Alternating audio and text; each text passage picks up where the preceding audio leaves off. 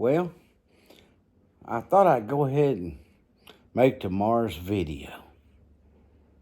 Hey, so this is going to be it for tomorrow. Unless something exciting happens, I wouldn't leave that out if something exciting was to happen around here. But we don't have too much exciting things happen. Once in a while, but not too often. Well, I wanted to tell you another one of my trucking stories that involved my mother-in-law again. Well,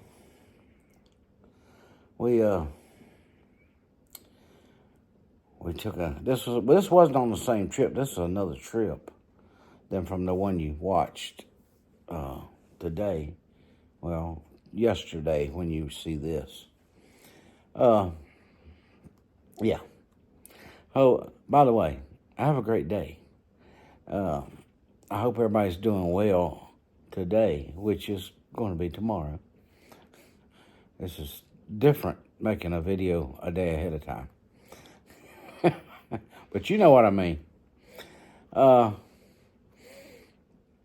Yeah, well, we used to always see, you have to put these when you're trucking companies have to pay road tax, and I don't know how it is now, how it works now, but back then we had these what they call bingo cards. It had a bunch of stickers you had to buy in order to travel them states and all that stuff, and well,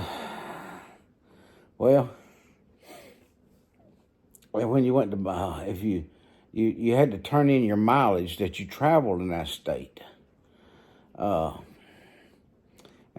for your taxes, and you had to pay a fuel tax for the traveling in those states. Well, you had to weigh one against the other, the price of fuel in that state that you're traveling the miles in and what they charge you versus the price of their fuel, which included this tax. So if California was kind of high, and now used to Georgia had some of the cheapest diesel fuel you could buy around, and it was worth filling up, 350 gallons of fuel in Georgia, and just take off and run, and then turn them miles in. Well, the money I saved on fuel was more than it would cost me for the taxes in each state that I traveled on. But I used to get to Arizona, and had my mother-in-law with me, and that was the Arizona-California state line over there was where I would fuel up, because I didn't want to buy fuel in California. I didn't want to. It was come out a whole lot better buying cheap fuel in Arizona than paying a high price in California, and just pay the taxes for California. Now, some states, if you overpurchase, if you overpurchase, you got money. You got money back or credited to your account. Well, we got to Arizona. We also, when you're running a team like that, you like I said, the truck's moving all the time, but you do have to take care of personal business like showers and eating and all that. And we tried to do that at fueling points. We'd not only stop and fuel, we'd take care of our personal business and all that stuff, showers and whatever, and then hit the road again, and then the truck wouldn't stop again. Well, we got to the Arizona-California state line there, and this place I fueled at all the time, and if you bought X amount of number of gallons of fuel, you got a free steak dinner. Of course, you could get, I had big tanks, so I put a lot of fuel on, and you would, I'd get more than one steak dinner ticket. And, well, we decided not to eat there. We didn't have that many hours left to go. And when we get to over there where we were going in California, and we've planned on, well, we'll stop in Ontario, California, the big truck stop there. It had much nicer showers and all this kind of stuff. So anyway, we decided not to do that at that stop, but I had to get the fuel there. And we said, well, we're hungry, we're tired, we've knocked some miles out. And we decided, well, we'll just wait till we get there.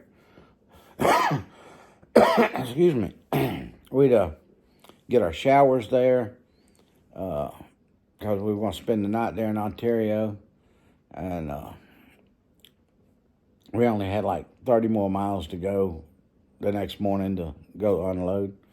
And we were going to spend the night there. And we just figured we'd eat there and everything. Do it. Just wait. Hold off. We'll be there. So we buckled down, got our fuel, and hit the road. We get to Ontario, and we're both hungry. We both wanting a shower. But you ever been to the point where you say, I'm hungry and I'm sleepy? Which one, but I'm too hungry to go to sleep and I'm too sleepy to eat type situation. Well, I want a shower. I want a shower and I'm hungry. But I went in there and I went up to the shower desk. And this lady had a long list of people. And I thought, man, oh man, it's going to be a while. I'll just come back. It'll slow down. I'm going to just go ahead and go eat. And my mother-in-law, she came in a few minutes later and she goes, did you put our names on the list? I said, no. I decided just go ahead and go eat.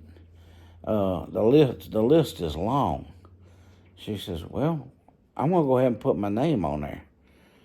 Having them just put it further down the list, let them fill in some blanks ahead of me. I said, well, okay, that'll work.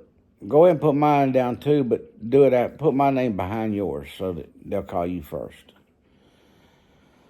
And I went on into the restaurant and sat down in this booth. Left her there signing us in. And by the time she got to the booth, I had already ordered. And this lady, she was probably in her 60s. Was waiting on us, was waiting on me. And I don't know what happened, but she done took my order and everything, and I'm sitting there, and here come my mother-in-law, and she sat down, and she said, I got her names on the list. It's going to be a while. Something happened. I don't know what happened to the list. I don't know. Maybe they cleaned all the showers out at one time. I don't know what happened. But all of a sudden, they called her name. She showed up to the table where I was sitting at, and I'd been sitting there for a few minutes. Done ordered my food. And she told the lady who was waiting on me, she says, I just want a cup of coffee right now. Well, the next thing you know, she's getting this page to come take a shower. She told the lady, she said, don't take my coffee away. Don't take it away. I'm going to go take a shower and I'll be back. The lady said, okay. And she took off. And I said, I done ordered my food. I said, tell them to move my name further down the list, because if I'm going to supposed to be next. And, well, I'm getting, she got up and left. Well, the lady was waiting on me. She came back over there. And I was just messing with the waitress, honestly. It had nothing to do with my mother-in-law. I said, do you know who that lady was that sat there and ordered this coffee? Have you ever seen her in here before? She says, no, I thought you figured you knew her. I said, oh, no, ma'am. I don't have any idea who she is. I said, ever since I parked my truck, she's been following me all over the truck stop. When I come in here, I thought I got away from her, but she found me in here and just come sit right down. I said, she was asking about getting in my truck and everything. The old lady goes, why, she's old enough to be your grandmother or to be your mother. And I said, yes, ma'am. Ain't that right? I said, that's exactly what I thought. I can't shake this woman. She says, the beats all I ever seen.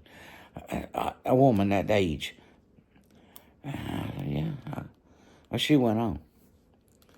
And I finished eating, and they called my name.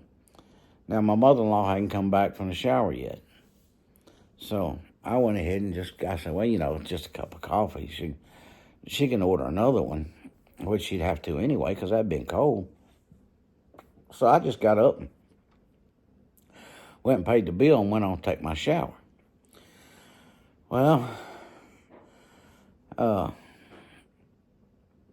when I came out of the shower, I decided to go out and put my stuff in the truck. And the sun was beating down. It was hot. So I wasn't looking up at the truck right away, I just knew where it was at. And I get to the truck, looked up, went down, locked the door, and I saw my mother-in-law was sitting in the driver's seat. And I pulled the door handle, unlocked the door. Instead of unlocking the door, she rolled the window down. I said, she goes, why should I? I don't even know who you are. I was like, what are you talking about? She says, what did you tell that woman in there? And I thought, oh, Lord. Oh, mercy. I was thinking, save me, Jesus. My mother-in-law is going to beat me right here. And I said, I was just cutting up with her. Why? Well, what's the matter? She goes, I went back to get my coffee, and the same booth was empty, so she went back to the same table. Table was clean. She said, my coffee was gone. And that lady come over at the table and saw me, and she chewed me out in front of the whole restaurant. She jumped all over me, talked about chasing little boys around and all this kind of stuff. I'm serious. Well, I didn't know none of that happened. Now she's telling me this. And I said, well, Peggy, I was just messing with her. I was just messing with her. I didn't I didn't know she was going to do that. And she said, well, I'm hungry and I want my coffee. So we're going back in there and you're going with me and you're going to tell her the truth. Yes, ma'am. Yes, ma'am. Come on, we'll go back in there. So we go back in there and sure enough, the same booth is still empty. Nobody's sitting in it. So we went up there and sat down. I sat there for a minute. The waitress was busy. She didn't see us at first. And finally, here she come with a little tablet and a little pad in her hand, to write our order down with. And she come over and she got to the table. And she said, can I? And she looked at her and she looked at me. She looked at both of us. And then I looked at the waitress and I said, I can't shake her to save my life. So she found me again. And my mother-in-law started coming across the table, slapping me and stuff. She was going, you tell her the truth. You tell her the truth right now. So I had to confess that I was just messing with you when I told you about this woman. She's actually my mother-in-law.